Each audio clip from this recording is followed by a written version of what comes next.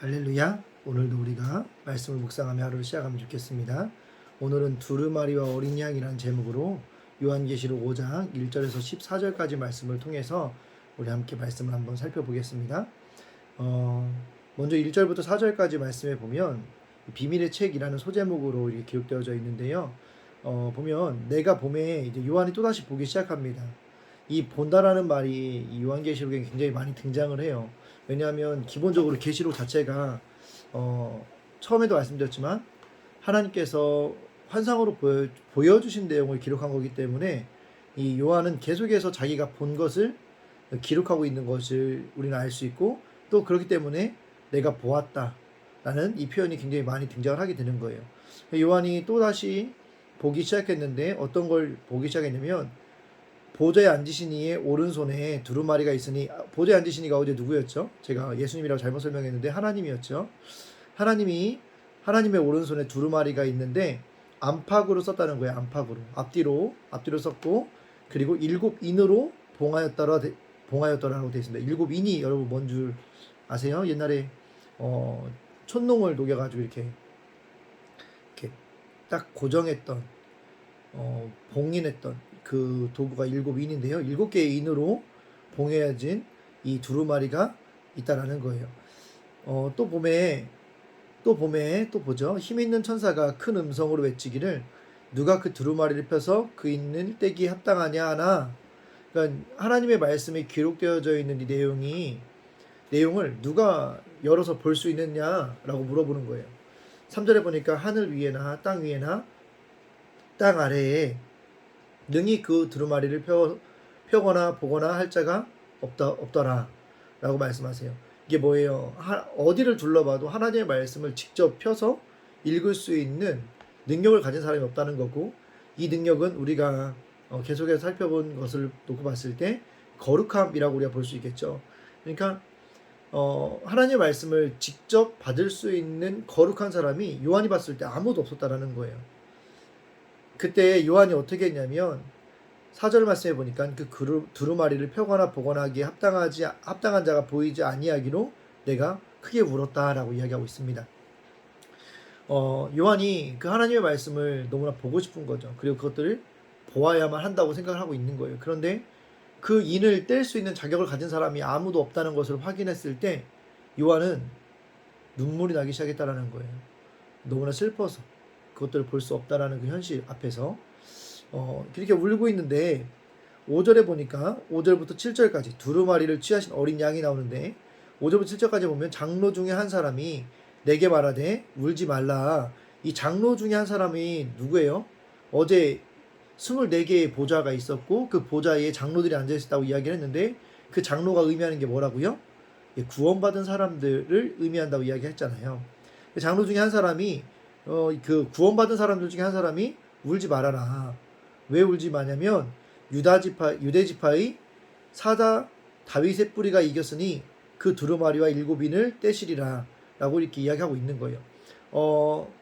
그 야곱이 예전에 그 자신의 아들들을 예언하는 것이 창세기에서 나오는데요. 창세기 마지막 쪽에 나오는데, 이 창세기 49장 11절에 보면 야곱이 그 아들 중에 유다를 이렇게 축복하는 내용이 나와요. 어떤 내용이냐면, 유다는 포도주처럼 밟혀서 즙이 되어 먹히는 축복, 즉 자기 희생으로 인해서 무언가를 하게 되는 축복을 받게 될 거라고 예언을 하고 있는 거죠. 그 다윗의 자손 중에 한 사람이 다윗의 뿌리가 이겼다라고 이야기하는 걸 보면, 누군가가 그 희생으로 인해서 승리를 거두었다라는 거고, 그 사람이 두루마리와 일곱인을 뗄 것이다 라고 말씀하시고 있는 거예요. 6절에 보니까 내가 또 보니 보좌와 네 생물, 여러분 또 그 사람의 그런 모습들을 우리가 보게 됐었죠. 어제 사자의 모습, 또 그리고 어떤 모습이 있었어요? 소, 그리고 사람의 형상, 독수리의 형상을 가진 네 생물을 우리가 봤는데, 그 네 생물과 장로들 사이에, 구원받은 사람들 사이에서 한 어린 양이 서 있었다고 이야기해요. 한 어린 양이 서 있는데 일찍이 죽임을 당한 것 같더라. 여러분, 우리가 이런 걸 통해서 우리가 생각하는 게 뭐냐면요, 천국에 가서 우리의 모습을 한번 추측해 볼 수 있는 거예요. 어린 양이 서 있는데 일찍이 죽임을 당한 것 같다라고 이야기해요. 여러분 뭘 보고 이렇게 알 수 있었을까요? 일단 제가 답을 하나 가르쳐 주면 이 어린 양은 예수님을 의미하거든요.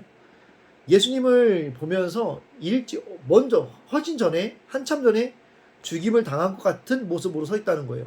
뭘 보고 알았을까요? 그건 뭐 간단할 수 있겠죠. 그게 뭐예요? 예수님 손에 있던 못자국이나 옆구리에 있던 창자국의 그런 흉터들이 아직까지 그대로 있다라는 거예요. 천국에 가서도. 응?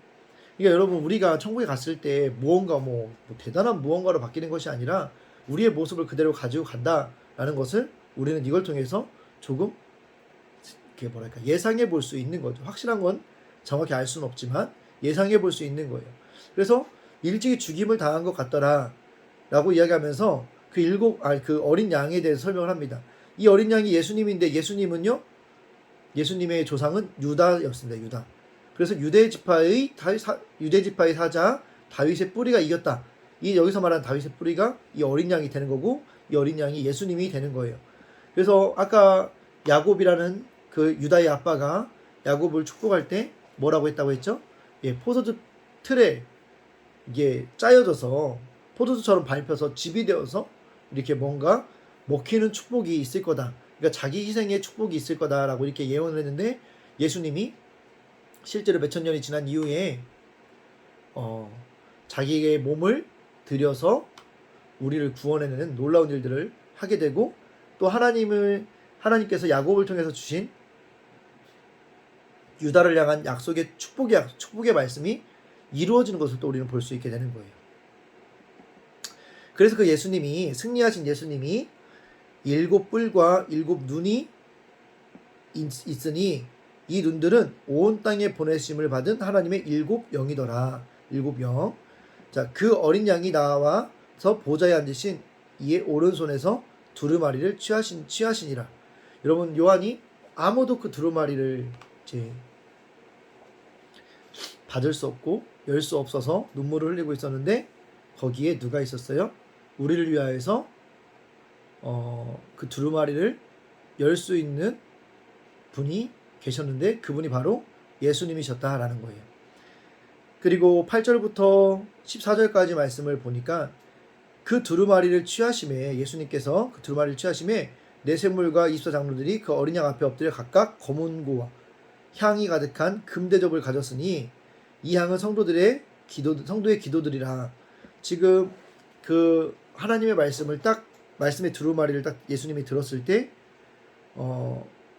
내 생물과 구원받은 사람들이 그 앞에 엎드려서 검은고를 연주하고 향기가 가득한 금대접을 가졌는데 그 금대접에 있는 향은 성도들의 기도들이었다라고 이야기하고 있는 거예요. 그들이 새 노래를 불러 이르되 이 두루마리를 가지시고 그 인봉을 떼기에 합당하시도다. 그러니까 하나님의 말씀을 받고 선포하시기에 합당하시도다. 일찍이 죽임을 당하사 각 족속과 방언과 백성과 나라 가운데서 사람들을 피로 사서 하나님께 드리시고, 여러분 예수님의 피로 우리는 살았습니다. 하나님께 드리시고 그들로 우리 하나님 앞에서 나라와 제사장을 삼으셨으니, 여러분 그래서 우리는 여러분들 모두가 제사장이에요. 제사장. 그래서 우리는 다 지금 성전에 들어와서 예배할 수 있게 된 거예요. 그들로 우리 하나님 앞에서 나라와 제사장들을 삼으셨다라는 거예요. 제사장이라는 건 지금으로 말하면 목회자들을 이야기하는 거예요. 제가 저 한 사람을 목사라고 또 담임 목사님을 목사라고 이렇게 부르지만 우리는 의미적으로는 다 제사장의 직분을 가지고 있습니다. 그들이 땅에서 왕노릇 하리로다 하더라. 내가 또 보고 들음에 보좌와 생물들과 장로들을 둘러선 많은 천사들의 음성이 있으니 그 수가 만만이요 천천이라. 그 수많은 천사들이 뭔가를 이야기하고 있는 거예요. 그 이야기가 뭐였냐? 큰 음성으로 이르되 죽임당하신 어린 양은 능력과 부와 지혜와 힘과 존귀와 영광과 찬송을 받으시기에 합당하도다 하더라. 천사가 예수님을 이렇게 찬양하는 거예요. 이 찬양의 이 본문의 내용으로 찬양을 만든 곡을 만든 찬양도 있어요. 여러분 제가 또 내일 한번 올려드릴게요. 오늘 이걸 올리면서 올려드릴게요. 그래서 내가 또 들으니 하늘 위에와 땅 위에와 땅 아래와 바다 위에와 또 그 가운데 모든 피조물 이르되 보좌에 앉으신 이와 어린 양에게 찬송과 존귀와 영광과 권능을 세세토록 돌릴지어다니 내 생물 이르되 아멘하고 장로들은 엎드려 경배하더라. 그러니까 천사가 선창을 하니까 내 생물이 아멘을 외치고요. 그리고 구원받은 모든 백성들이 엎드려서 그 예수님을 경배하는 모습을 우리는 보는 거예요. 그러니까 천국에서 요한이 본 내용이 뭐예요? 하나님의 말씀을 예수님이 받으셨고 그 말씀을 이제 손에 들으셨을 때 그 들은 것만으로도 모든 천국에 있는 모든 것들이 예수님을 찬양하는 모습을 우리는 보게 됩니다. 오늘 말씀을 통해서 하나님께서 또 우리에게 깨닫게 하시는 것이 무엇이고 또 어떤 우리의 삶을 해석하기 원하시는지 또 우리가 어떻게 적용하고 싶은지 우리 한번 살펴보면 좋겠는데요. 1절부터 4절까지의 말씀을 통해서 그 하나님 손에 들려있는 하나님의 말씀을 읽을 수 없는 그 현실에 볼 수 없는 현실에 눈물을 흘리는 요한의 모습을 보면서 나는 무엇 때문에 웁니까? 라는 질문을 하고 있습니다. 고난이 오면 억울하고 분해서 옵니까? 아니면 복음이 전해지지 못하는 것 때문에 옵니까? 여러분의 눈물은 어떤 눈물입니까? 우리는 흔히들 내 마음을 인정받지 못해서 눈물을 흘릴 때가 너무나 많은데 우리 이제 우리의 눈물의 의미를 조금 다르게 가져갈 수 있었으면 좋겠습니다. 그래서 우리 모두가 정말 의미 있는 눈물, 정말 복음을 증거하기 위한 눈물을 흘릴 수 있는 우리 모두가 되면 좋겠습니다. 두 번째로 두루마리를 취하신 어린 양 5절부터 7절까지 말씀을 통해서 죽임당한 어린 양처럼 자신을 희생하며 예수 그리스도를 전하고 있습니까? 내가 구원을 위해 자원하여 희생할 때 인봉이 열릴 줄 믿습니까? 여러분, 우리의 희생과 헌신을 통해서 복음이 증거되어지고 하나님의 말씀이 이 땅 가운데 선포되어질 수 있다는 사실을 기억하시고 오늘도 그 복음을 위해 기꺼이 헌신하고 희생할 수 있는 우리 모든 여러분들, 우리 지체들 되면 좋겠습니다. 마지막으로 구원의 새 노래의 8절부터 14절까지 말씀을 통해서 지금 나는 내 방법대로 기도를 쌓고 있습니까? 하나님 때로 하는 기도를 쌓고 있습니까?